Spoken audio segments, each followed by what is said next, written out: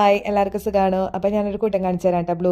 Blueberry കാണുമ്പോൾ എനിക്ക് ഓർമ്മ വരുന്നത് എൻ്റെ കുട്ടിക്കാലത്ത് വേലിയമ ഇങ്ങനത്തെ ഈ കളർ തന്നെ കായകൾ ചെറിയത് ഇത്രയും വലിപ്പമില്ലാത്ത ചെറിയ കായകൾ അത് പൊട്ടിച്ച് ഞാൻ കഴിക്കാറുണ്ട് കേട്ടോ. അപ്പോൾ അതാണ് എനിക്ക് ഓർമ്മ വരുന്നത് ബ്ലൂബെറി കാണുമ്പോൾ.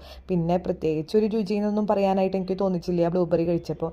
ഈന്തപ്പഴം ഇങ്ങനെ ഇരിക്കണ കണ്ടപ്പോൾ ഭയങ്കര ഭംഗി തോന്നിയിട്ടാ അങ്ങനെ വാങ്ങിയതാണ് ഈന്തപ്പഴം. പക്ഷേ ഈന്തപ്പഴം വിചാരിച്ചത്ര ഗുണം ഉണ്ടായിരുന്നില്ല.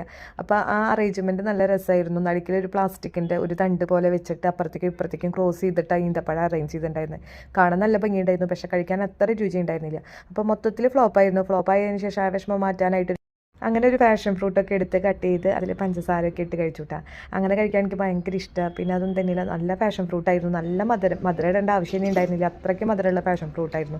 പിന്നെ പരീക്ഷണം എന്ന നിലയ്ക്ക് ഒരു പാഷൻ ഫ്രൂട്ടും കൂടി എടുത്ത് പിന്നെ അതിലേക്ക് കുറച്ച് വാനില ഐസ്ക്രീമും കൂടി ചേർത്ത് കഴിച്ചു കൂട്ടാ.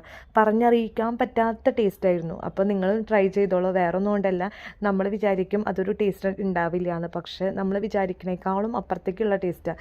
അപ്പോൾ എന്തായാലും നിങ്ങൾക്ക് പാഷൻ ഫ്രൂട്ട് കിട്ടി കഴിഞ്ഞാൽ വാനില ഐസ്ക്രീമും പാഷൻ ഫ്രൂട്ടും മിക്സ് ചെയ്ത് തീർച്ചയായിട്ടും നിങ്ങൾ കഴിക്കണം. പറഞ്ഞറിയിക്കാൻ പറ്റാത്തത്ര രുചിയാണ്. അപ്പോൾ ഞാൻ ആദ്യമായിട്ടൊന്ന് പരീക്ഷിച്ച് നോക്കിയതാണ്, പക്ഷേ നിങ്ങളും ഇത് ട്രൈ ചെയ്തോളൂ. അപ്പോൾ അത്രയ്ക്കുള്ള ഇന്നത്തെ വിശേഷം. Okay, by.